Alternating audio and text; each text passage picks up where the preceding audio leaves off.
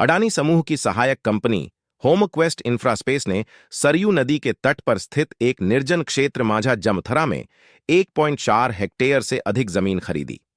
यह जगह मंदिर परिसर से मात्र 6 किमी पर है। अडानी समूह की सहायक कंपनी ने यह जमीन पूर्व भाजपा विधायक C.P. शुक्ला द्वारा स्थापित फर्म से खरीदी थी। शुक्ला ने इसे पिछले साल अयोध्या के एक निवासी से खरीदा था।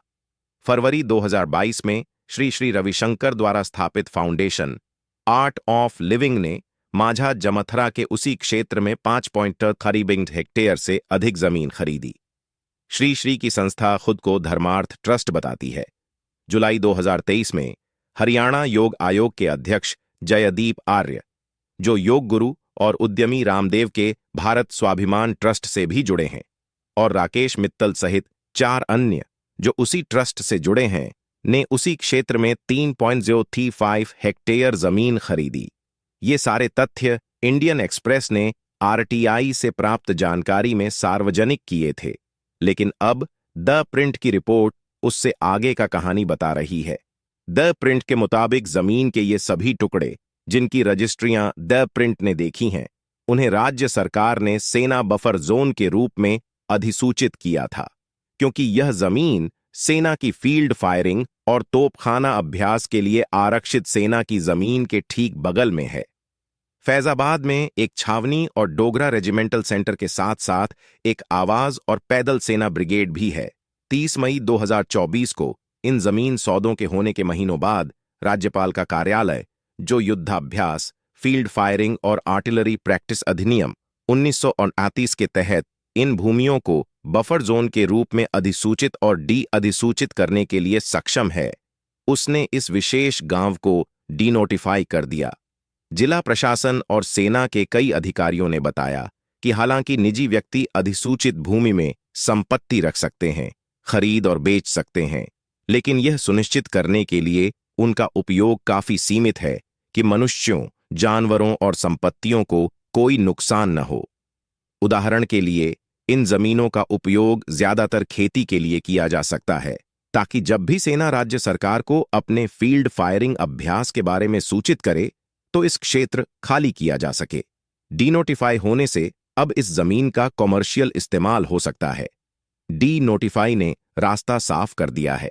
अधिसूचना के अनुसार अगस्त 2020 से जुलाई 2025 तक 14 गांवों में कुल 5,419 हेक्टेयर 13,391 एकड़ भूमि अधिसूचित की गई थी, लेकिन 854.7 हेक्टेयर 2,111 एकड़, जो माझा जमथरा के अंतर्गत आती है, को विशेष रूप से डीनोटिफाई कर दिया गया। जिलाधिकारी चंद्र विजय सिंह ने माझा जमथरा को डीनोटिफाई करने के फैसले की पुष्टि की। संयोग से अधिसूचित भूमि पर अतिक्रमण का एक मामला पहले से ही इलाहाबाद हाईकोर्ट में विचाराधीन है, जिसने इस साल अप्रैल में मामले का स्वतः संज्ञान लिया था। इससे पहले अधिसूचित भूमि पर अतिक्रमण को लेकर अयोध्या के वकील प्रवीण कुमार दुबे ने हाई कोर्ट में जनहित याचिका दायर की थी। 24 नवंबर 2023 के एक आदेश में अदालत ने अयोध्या विकास प्राधिकरण ADA को भूमि के स्वामित्व के उचित सत्यापन के बिना योजनाओं को मंजूरी देने के खिलाफ निर्देश दिया। इसमें कहा गया था, रक्षा मंत्रालय को सौंपी गई राज्य भूमि पर कानून का उल्लंघन करते हुए अतिक्रमण करने या उसे नष्ट करने की अनुमति नहीं दी जा सकती है। प्रशासन के सूत्रों ने कहा कि इस विशेष गांव को गैर अधिसूचित करने का निर्णय इसलिए लिया गया है क्योंकि यह विकास के दृष्टिकोण से प्रमुख भूमि पर है। एक अधिकारी ने नाम न छापने की शर्त पर कहा, चूंकि मामला अदालत में है, इसलिए कानूनी टीम से सलाह ली गई और फिर माझा जमथरा को डीनोटिफाई करने का फैसला लिया गया। प्रशासन के अन्य अधिकारी ने कहा कि सरकार की माझा जमथरा में सैकड़ों करोड़ रुपए का मंदिर संग्रहालय बनाने की योजना है और इसीलिए इस विशेष गांव को डीनोटिफाई करने का निर्णय लिया गया है। अधिकारी ने कहा, इस फैसले का उन निजी संस्थाओं से कोई लेना देना नहीं है जिन्होंने वहां जमीन खरीदी है। अडानी समूह के प्रवक्ता ने कहा, होमक्वेस्ट इंफ्रास्पेस प्राइवेट लिमिटेड द्वारा किया गया लेन देन पूरी तरह से कानूनी है और सभी कानूनों और विनियमों के अनुसार आयोजित किया गया था।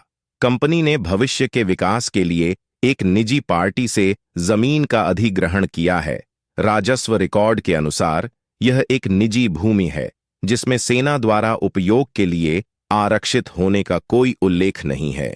योग गुरु रामदेव के भारत स्वाभिमान ट्रस्ट ने कहा कि जिन्होंने भी जमीन खरीदी है व्यक्तिगत रूप से खरीदी है।